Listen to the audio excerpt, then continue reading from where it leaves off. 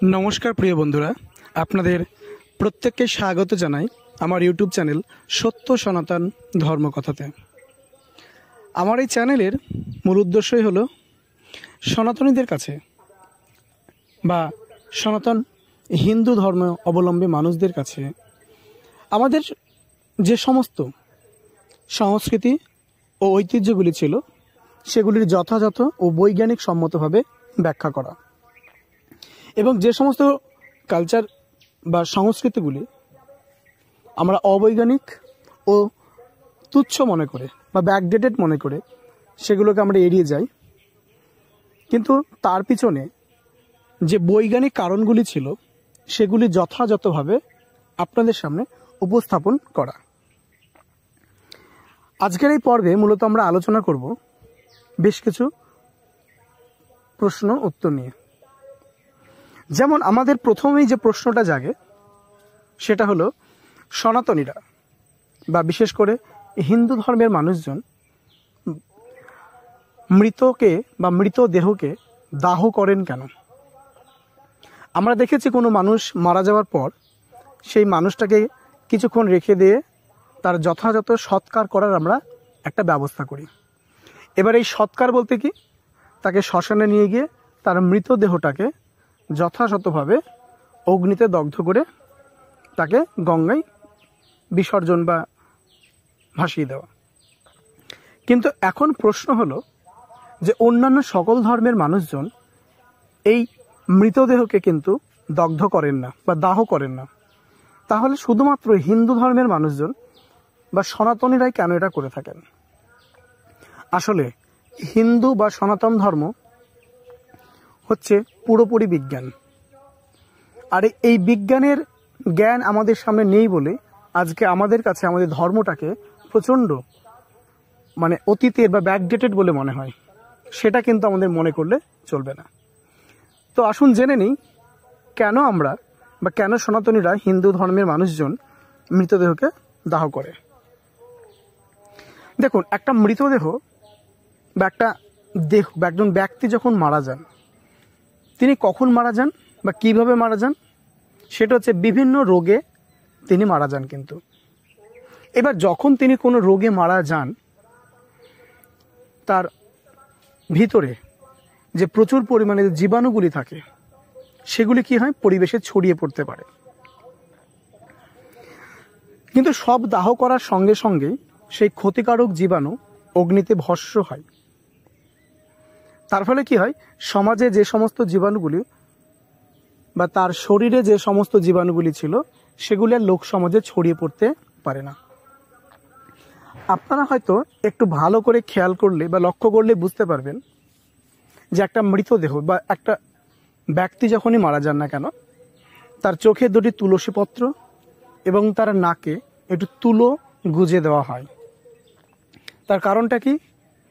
তার কারণও কিন্তু একই, যাতে ওই সমস্ত জীবাণুগুলি তার নাক দিয়ে বাইরে বেরিয়ে আসতে না পারে। ঠিক একই কারণের জন্যই যখন সবটাকে দাহ করে বাড়ি ফেরা হয়, সেই বাড়িতে ফেরার পরেই প্রথমেই আপনারা হয়তো লক্ষ্য করে দেখবেন যে আগুনের তাপ এবং নিম পাতা খাওয়ার একটা বিধান রয়েছে। কারণ আগুনে তাপ নিলে আপনার দেহের বাইরে যে সমস্ত জীবাণুগুলি রয়েছে সেগুলি মারা যাবে এবং নিম পাতা খাওয়ার ফলে শরীরের ভিতরে জীবাণুকে কিন্তু নাশ করে দেবে। এই জন্য কিন্তু এই দুটি করা হয়। আর স্নান কেন করা হয়? কারণ স্নান করলে শরীর শুদ্ধ হয় এবং চিত্ত শান্ত থাকে। এই সমস্ত কারণের জন্যই কিন্তু এই বিধানগুলি আমাদের শাস্ত্রে রয়েছে। আমাদের পরবর্তী আলোচ্য বিষয় হলো যে হিন্দুরা উপবাস, একাদশী ও বারব্রত করে থাকেন কেন?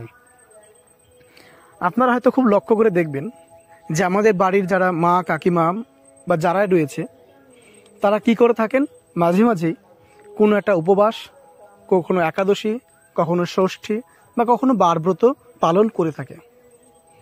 কিন্তু এর পিছনে কারণটা কি?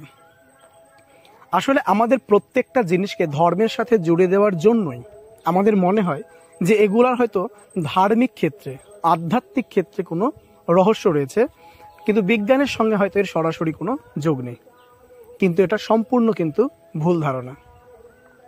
তো আসুন জেনে নেই কেন এগুলি আমরা করে থাকি বা এগুলির উপকারিতা কী, বা বিজ্ঞানের দৃষ্টিকোণ থেকে এগুলি কতটা মাহাত্ম্যপূর্ণ।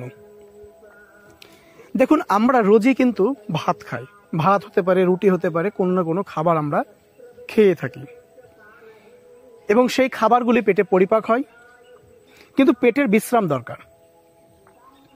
কিন্তু বিশ্রাম আমরা কখনো দিতে পারি না। ধরুন কোনো একটা যন্ত্র আপনি চালাচ্ছেন, কোনো একটা মেশিন আপনি চালাচ্ছেন, সেই মেশিনটাকে বা যন্ত্রটাকেও আমরা কি করি, মাঝে মাঝে একটু কি করি, হাঁপ দিই। কেন? যাতে সে কিছুটা বিশ্রাম নিয়ে আবার সে পুনরায় পুরো দমে কাজ করতে পারে। তাহলে আমরা যদি প্রতিদিনই খাবারটা খাই, তাহলে আমাদের পরিপাক যন্ত্র কখনোই বিশ্রাম পাবে না। তাই বিশ্রাম দেওয়ার জন্যই আমরা মাঝে মাঝে কি করি, উপবাস করি। এবার আমরা উপবাসটা করব কবে? তার জন্য কি করা হয়েছে, আমাদের শাস্ত্র এটাকেই বিচার করে দেখেছেন যে আমরা যদি কোনো একটা নির্দিষ্ট ডেট বা সময় যদি আমরা ঠিক করে দিই, তাহলে সেই সময় অন্তর অন্তর সে কী করতে পারবে, উপবাস করতে পারবে। ধরুন কেউ একাদশী করে, তাহলে হয়তো সে 1 মাস অন্তর করবে। ষষ্ঠী করছে, তাও সে তাই। অর্থাৎ 15 দিন হোক, 1 মাস অন্তর হোক, 7 দিন অন্তর হোক, যাই হোক না কেন, সে কিন্তু প্রতিটা ডেটকে একদম সুস্থভাবে মেনটেন করে সে কিন্তু এগুলা করতে পারবে। আপনারা হয়তো খুব ভালো করে এটাও লক্ষ্য করে দেখবেন যে আমাদের বাড়িতে, মানে আমাদের প্রত্যেকের বাড়িতেই দেখবেন সপ্তাহে কোনো একটা দিনকে আমরা বেছে নিই, সেই দিনটা আমরা বলি কি, নিরামিষ খাওয়ার জন্য। সেটা কারো শুক্রবার হতে পারে, কারো সোমবার হতে পারে, কারো শনিবার হতে পারে। কারণটা কি?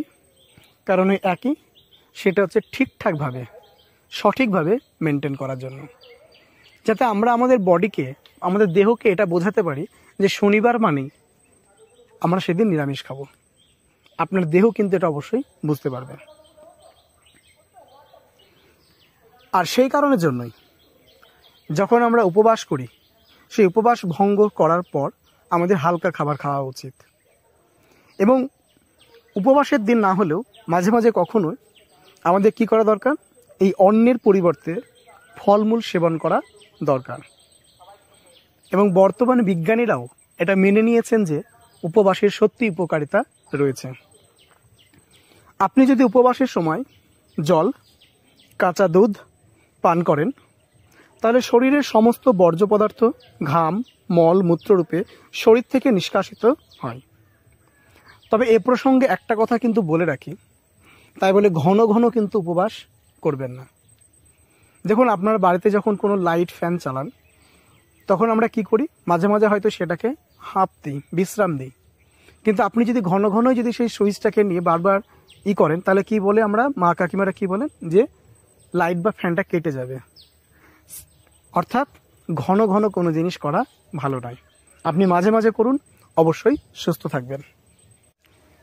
আজকের আমাদের তৃতীয় আলোচ্য বিষয়টি হলো যে আমরা কেন ধান দুর্ব দিয়ে আশীর্বাদ করি।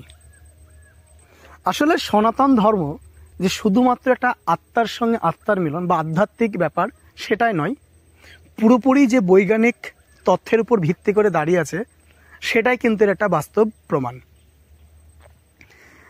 ছোটরা বড়দেরকে প্রণাম করেন, বড়রা তার পরিবর্তে তাদেরকে আশীর্বাদ জানান।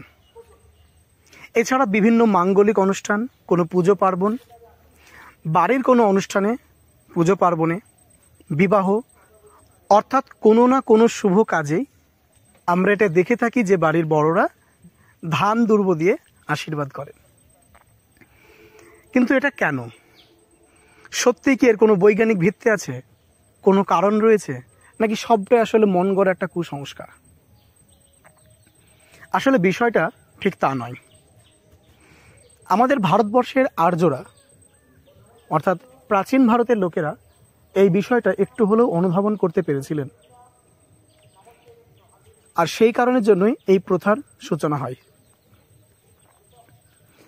দেখুন, ধান, অর্থাৎ আমাদের ভারতবর্ষ যে কৃষি প্রধান দেশ, সেই কৃষি প্রধান দেশের প্রধান খাদ্য ফসলই হলো কিন্তু ধান। এবং আগেকার দিনে যার কাছে যত পরিমাণ ধানের জমি ছিল বা ধান ছিল, সে কিন্তু তত বেশি ধনী বা বড়লোক। এবং দ্বিতীয় যে বিষয়টি রয়েছে সেটা হলো দুর্বা। আমাদের প্রাচীন কাহিনী থেকে আমরা পাই যে দুর্বা গাছ হলো অমরত্বের প্রতীক, অর্থাৎ দুর্বা গাছ সহজে মরে না। প্রচণ্ড রোদ বলুন, বর্ষা বলুন, দুর্বা যখন পচে গেলেও কিন্তু দুর্বা আবার সহজে বেঁচে ওঠে। দুর্বা কিন্তু মরতে চায় না। আর এই কারণের জন্যই কোনো একজন ব্যক্তি বা কোনো একজন বয়োজ্যেষ্ঠ মানুষ তার ছোটদেরকে দুর্বা দিয়ে আশীর্বাদ করেন, অর্থাৎ সে যেন দীর্ঘায়ু লাভ করে। তাই আমাদের সংস্কৃতিতে এই যে ধান দুর্ব দিয়ে আশীর্বাদ করার অর্থই হলো যে যাকে তিনি আশীর্বাদ করছেন সে যেন সৌভাগ্যবান, অর্থাৎ সমৃদ্ধশালী এবং দীর্ঘায়ু লাভ করতে পারেন। হ্যাঁ, সময়ের সঙ্গে সঙ্গে হয়তো এটা একটা রিচুয়ালস, এটা একটা ঐতিহ্যে বা সংস্কৃতিতে পরিণত হয়েছে। হয়তো অনেকেই এর সঠিক অর্থও জানেন না যে তিনি কেন করে থাকেন। তবে যে কারণেই বা যে ভেবেই তিনি করুক না কেন, এর ফল কিন্তু রয়েছে।